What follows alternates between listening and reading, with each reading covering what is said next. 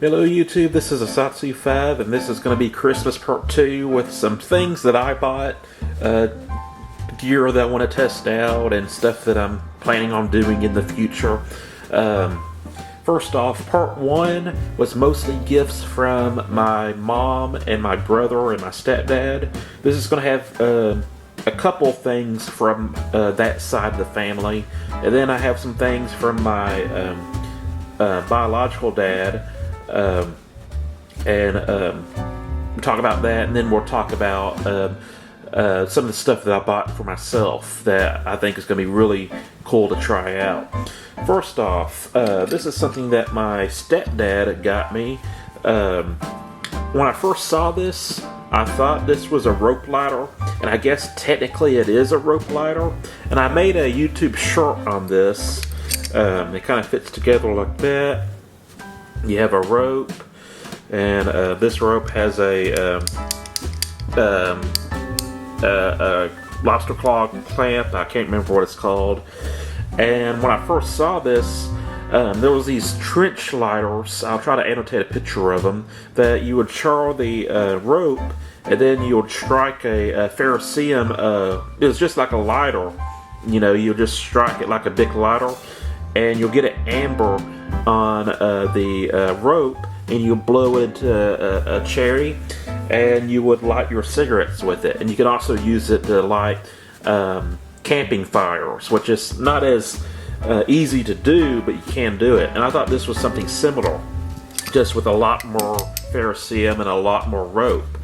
But actually what you do is you fray this, and you strike it like that, but it will light this frayed out rope, and you get like an actual torch. You know, you can actually use it to light your way. I don't know how well or how long this rope will last burning on, like, continually.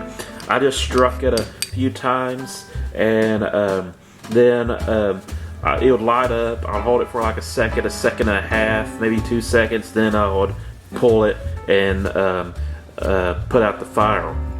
And this is interesting. It looks a little bit bulky with the rope. I mean, it's not too bad. Ideally, you would have a Zippo or an actual flame-making device. But the cool thing about this is that it's not really affected by temperature. It should be affected by moisture. If you dunk this, it's probably not going to light. But it's a cool thing, and I guess the only time this doesn't become cool is if you run out of rope. Now, I think this device, and I don't know where the package is, it's Prepared for X, if you can see that. I can't remember what this is called, but they give you like one free refill, and then you have to buy refills. And the only thing that I'm a little bit skeptical of is that how long is the company going to last? This is a cool device, but it's a small company, and unfortunately small companies don't always survive.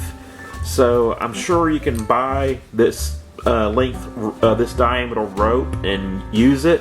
This thing catches fire so easily that I'm tempted to think that it might be treated with something. I don't know, maybe this rope just burns very easily.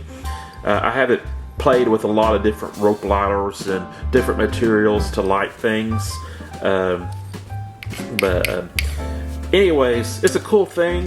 I really can't camp in the traditional sense anymore because of sleep apnea, but this would be cool to kind of keep in the vehicle, in case you break down, or you need a emergency fire, or maybe I don't think this is going to be windproof, so it might be difficult to use at the coast, but maybe you need to light the grill, and your Zippo runs out of fluid, or you don't have a more practical lighter. I'm sure this will light a grill up pretty easily.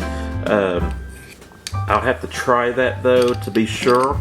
But yeah, this is a cool little device, and it comes with a kind of jute or manila carrying case, and of course this is flammable if you really need to.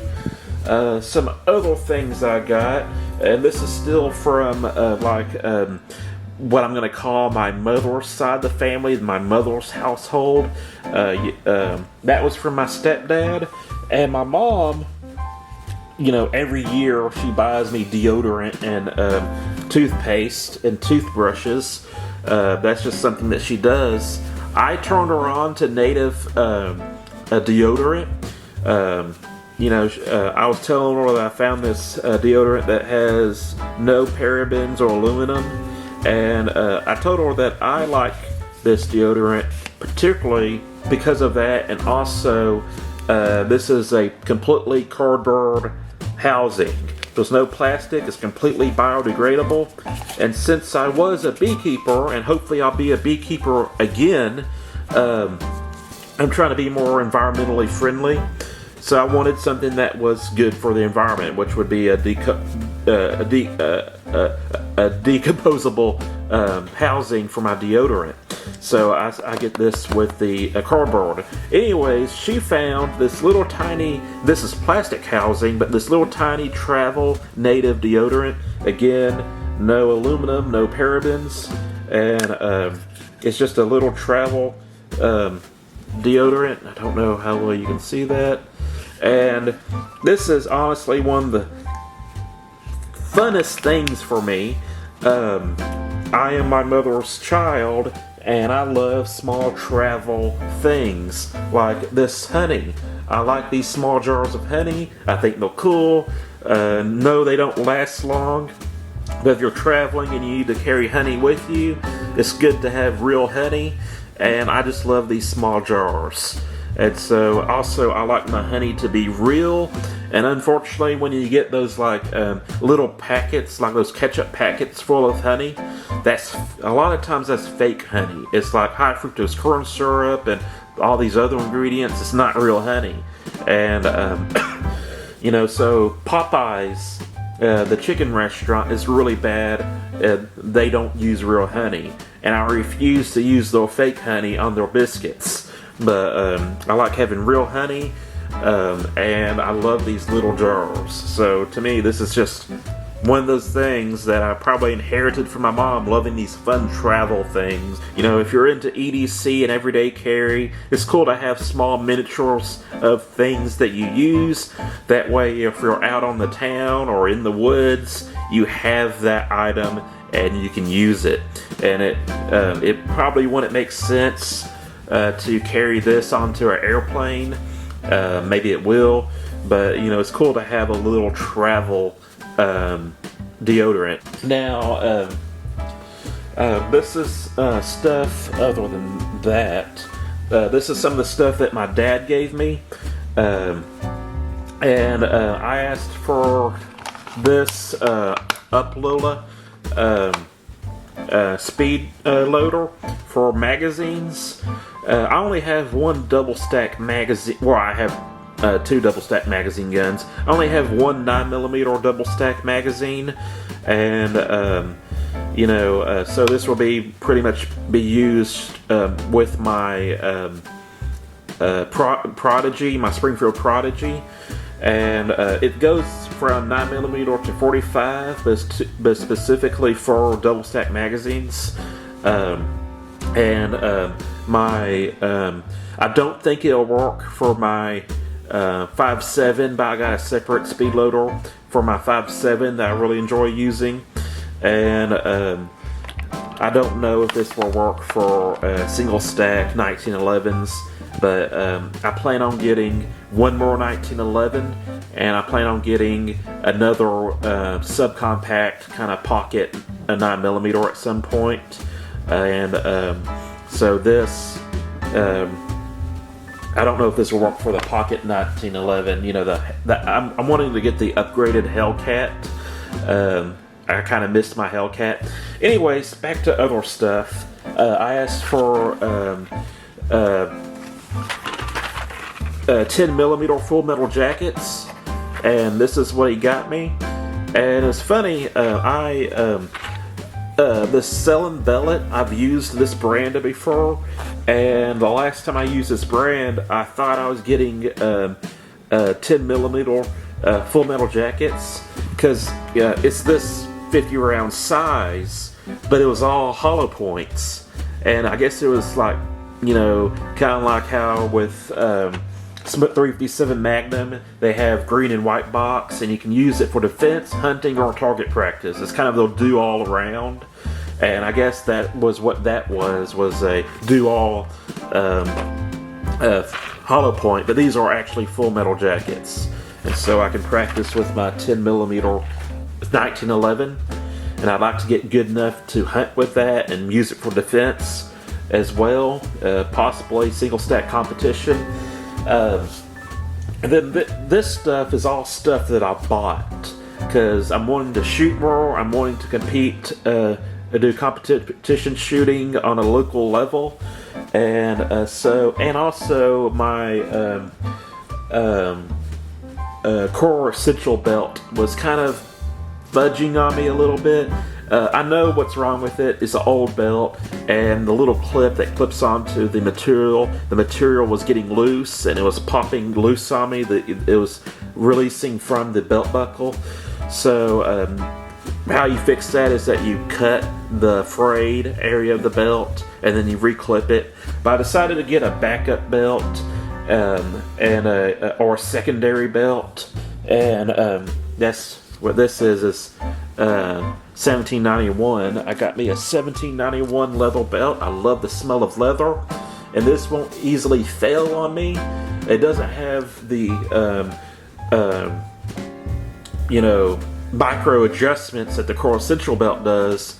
This belt's pretty much guaranteed to work, and it's good to have a black belt.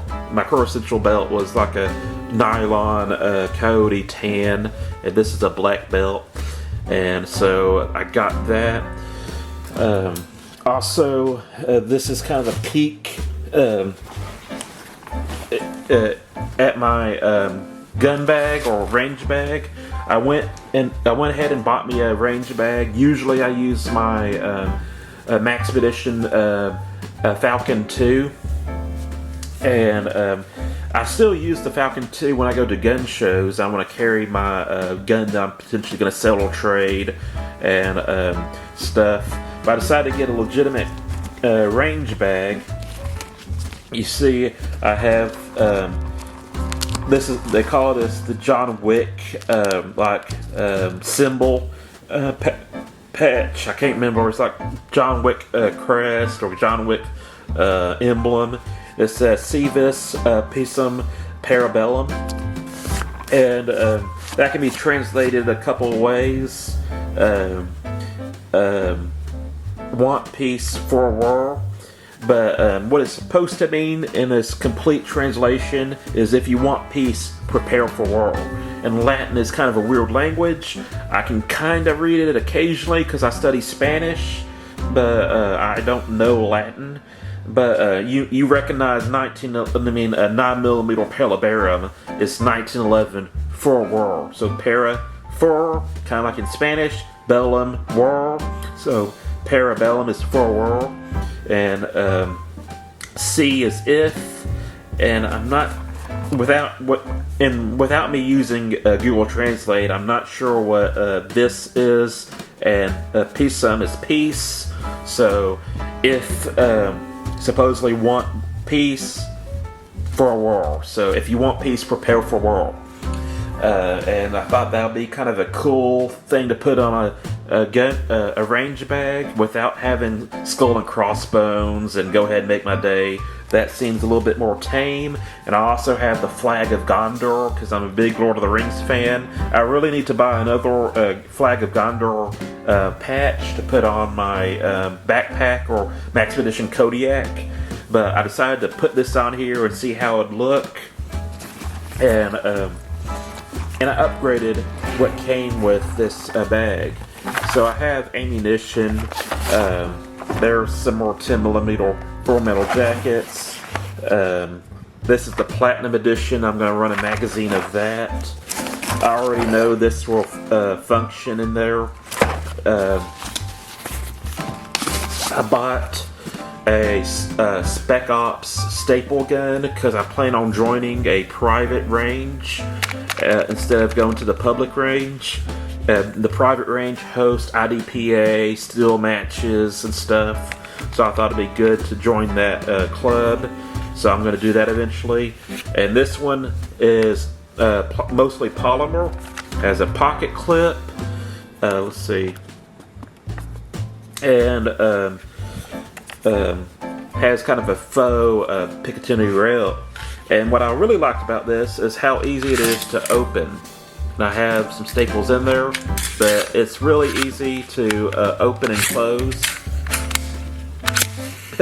So I usually have problems with the public staple gun, and this also fires brads or little nails.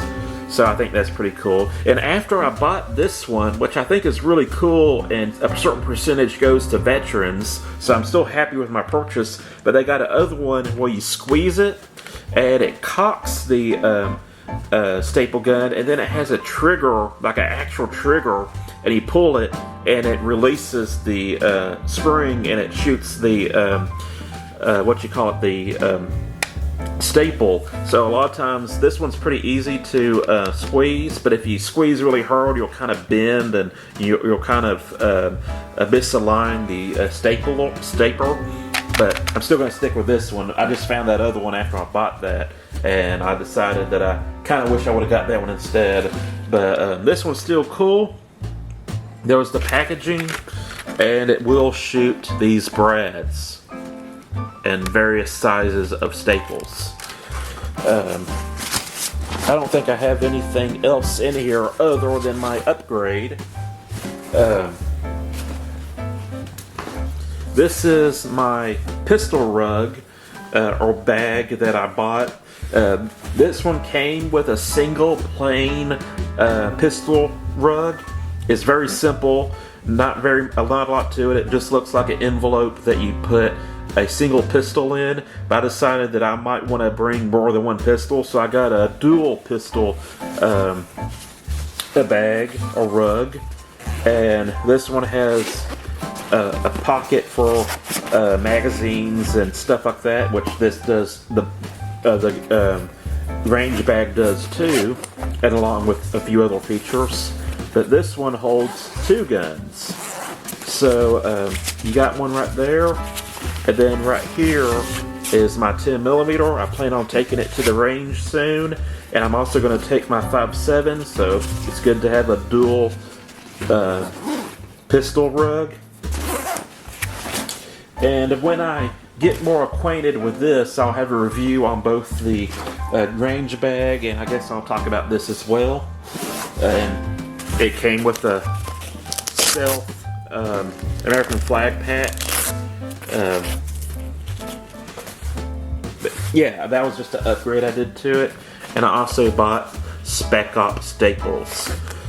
So that's kind of all the new stuff that's going to be in the testing phase of things. Yeah, so I'm ready to get to the shooting range and practice and hopefully get better at shooting. This is Hisatsu 5. I hope you enjoyed this video, and I'm out.